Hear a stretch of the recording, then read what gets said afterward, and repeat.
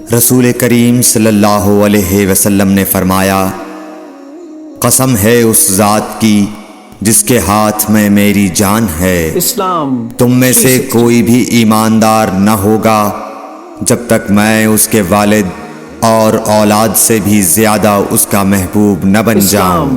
صحیح بخاری حدیث نمبر 14۔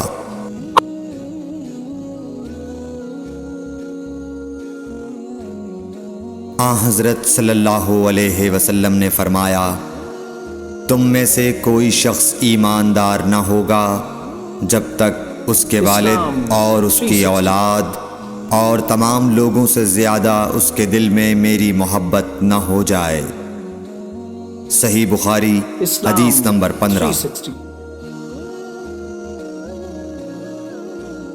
نبی کریم صلی اللہ علیہ وآلہ وسلم نے فرمایا، 3 خصلتیں ایسی ہیں کہ جس میں یہ پیدا ہو جائیں اس نے ایمان کی مٹھاس کو پا لیا۔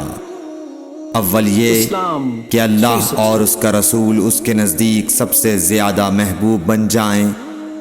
دوسرے یہ کہ وہ کسی انسان سے محض اللہ کی رضا کے لیے محبت رکھے۔ تیسرے یہ کہ وہ کفر میں واپس لوٹنے کو ایسا برا جانے جیسا کہ آگ میں ڈالے جانے کو برا جانتا ہے۔ صحیح بخاری حدیث نمبر